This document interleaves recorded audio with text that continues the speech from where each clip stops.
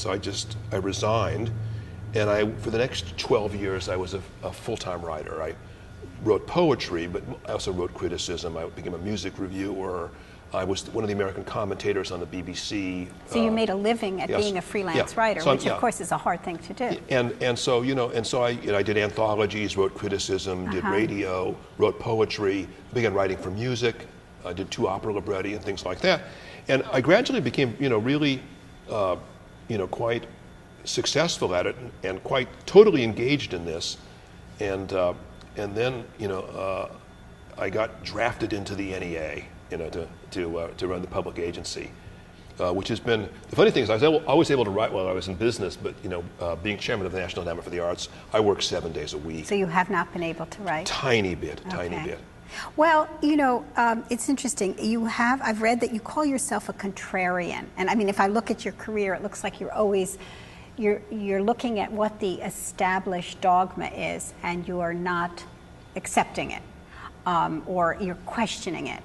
And yet you have, at various junctures in your life, been in the establishment position as a vice president of a major corporation and now of a major government agency. And do you see any tension there or contradiction? And I do think of myself as a contrarian very much.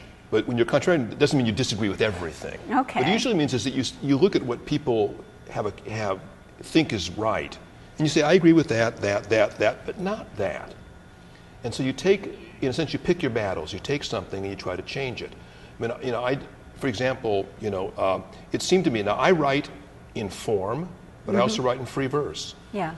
Some of the poets that I've most championed, like Robinson Jeffers, Robert Zoller, who is a historian here at Drexel, is a great Robinson Jeffers scholar.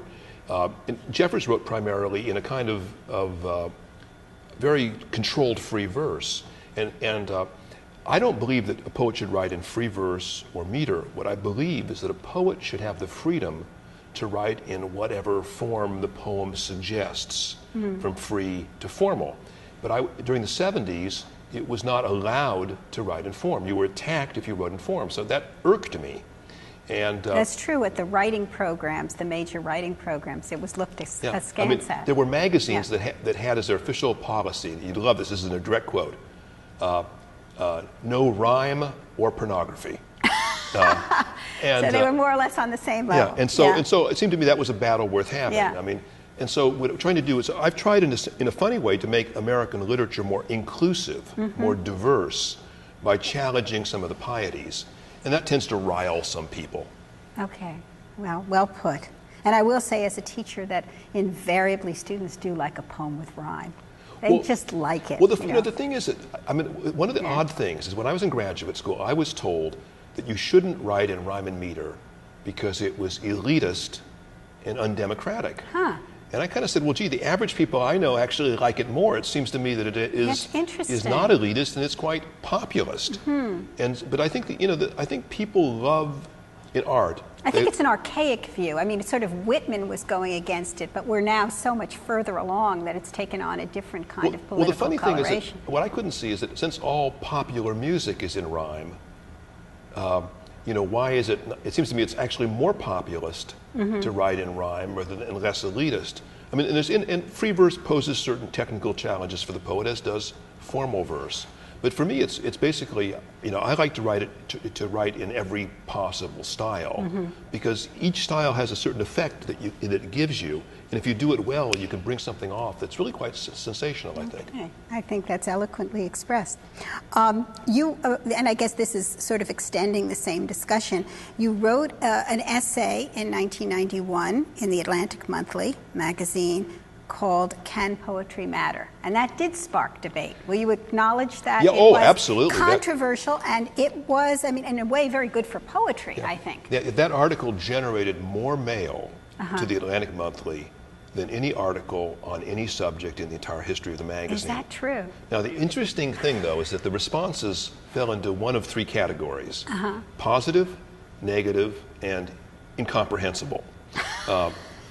If you take though the positive people writing to support it We're 6 or 7 to 1 versus the negatives. Now, most of the time when people write, they write to disagree with an article. Sure. So that surprised the editors. So you struck a chord there. there. But the most interesting thing was that every negative letter, and there were hundreds of them, I mean, we're talking about cartloads of mail, every negative letter was from somebody who identified themselves as being in a creative writing department. Oh. And so, I struck a nerve, but I struck a nerve in creative writing departments. See, the gist of my article was really was quite simple, although I think I elaborated it in a rather subtle and complicated way.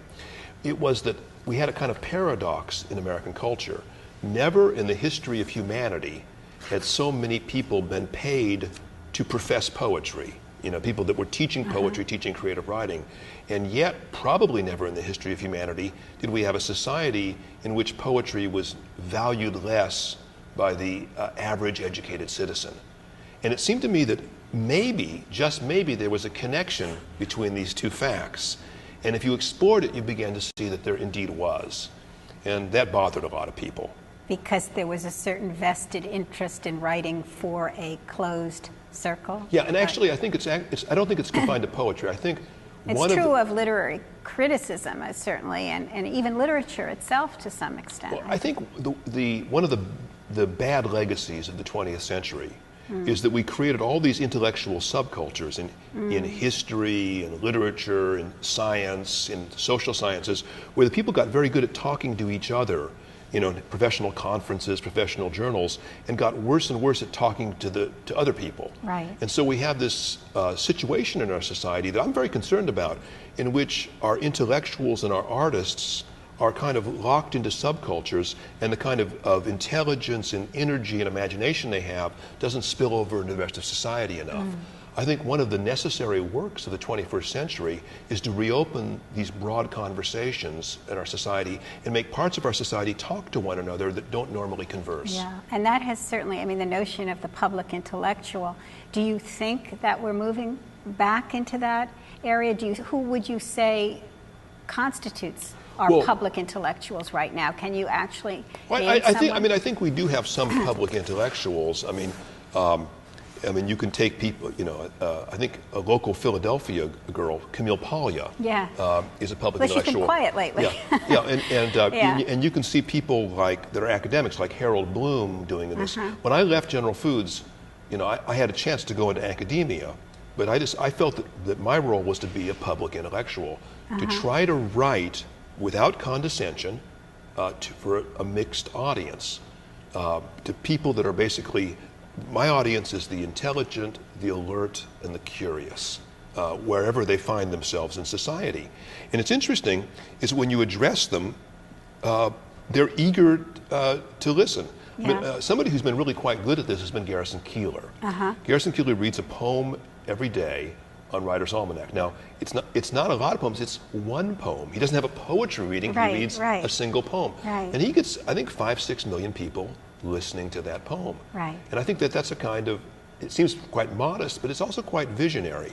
Could I interject here that our producer, Lynn Levin, is going to have Garrison Keillor read one of her poems? Yeah, I heard that. I was so pleased for her. Yeah, I'm very pleased for her too. So, but that's right. Well, I'll give you an example.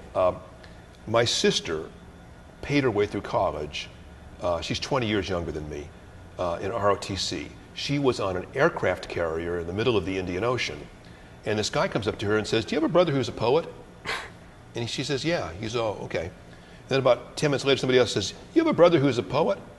And she goes, "Yeah." I says, "Oh, yeah, I just heard a poem of his." And then about 5 minutes later, somebody says, you got a brother who's a poet?" It's funny, she said, "Why are you people asking me this?" And they'd all, in the middle of the Indian Ocean, they'd heard Garrison Keillor read a poem of mine. Had you known that he was reading? Oh. No, but I'm just saying that's kind of wonderful reach. In the middle of the Indian Ocean on an aircraft carrier, you've got somebody reading a poem every day. Right. But there aren't very many forums that have that reach, unfortunately, in this country. Exactly. But that's why a show like yours is so important, I think, because what we're trying to do is to have a conversation that you would not normally hear on television. Right. And the kind of people that are doing radio in an ambitious way is very, very important. And as a poet, I don't want simply to reach other poets. I want to reach people across all walks of life, because I think that a broader audience, I think, calls more from the artist. I think one of the powers of Shakespeare is that Shakespeare had an audience that included the aristocrat and the stable boy. Right. You know, the intellectuals and the merchants. And he had to find a language and an imagination capacious enough to embrace all of their life experience. Yeah. And on you know, sort of segueing from that, what about, I mean, you have, I think, had some thoughts about how we can get children to appreciate poetry and perhaps literature in general, but specifically poetry. And I wonder, because I think that's a great failure in some of our public schools now, teaching poetry on all levels, but particularly to children where the taste is so, children are so open to the possibility of wonder. What would be your advice to elementary school teachers, parents about that, teaching poetry to children, getting children interested? I think it's a very good question. I mean, there's many ways of teaching poetry, and one of the problems is that we've made poetry basically texts that we use for analysis. Yeah. So they give you a poem and they say, what does it mean? And now that's a very interesting exercise, and I myself enjoy figuring out what a poem means, but that's not how someone comes into poetry. We've got to do two things, I think, with poetry. One is to reconnect it with the expectation of pleasure. Somehow poetry and pleasure have been disconnected. So if I say I'm going to read you a poem, you go, oh my God, stop.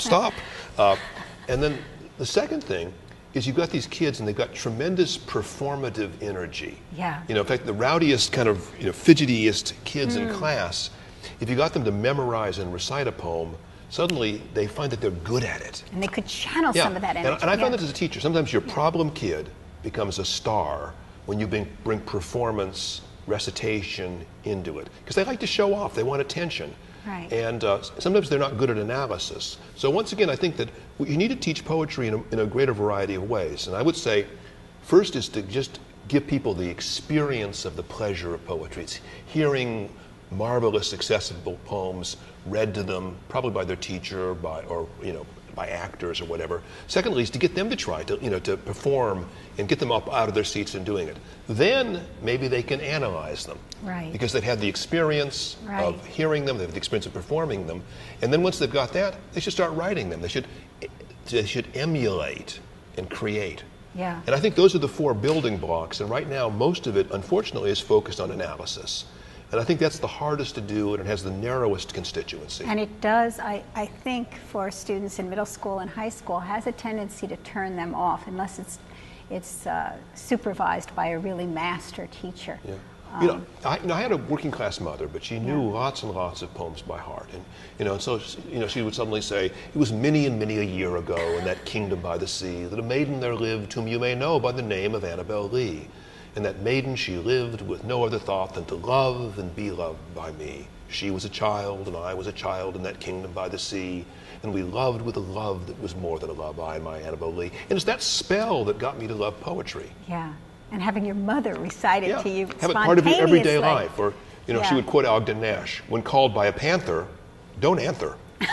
And so poetry was just part of our daily life. It was a pleasure, it was an enchantment. Yeah. And I think that if we can bring the pleasure and enchantment of poetry into the classroom, we'll have a generation of poetry lovers. Well, I want to thank you, Dana Gioia. You've been so eloquent on the subject of poetry. Really, makes me want to run home and recite poetry to my kids. But really, it has been... ask for no higher praise. It's been a pleasure speaking to you today and having you here. It's been a pleasure to be here. Okay, and I want to thank everybody watching for joining us at the Drexel interview today.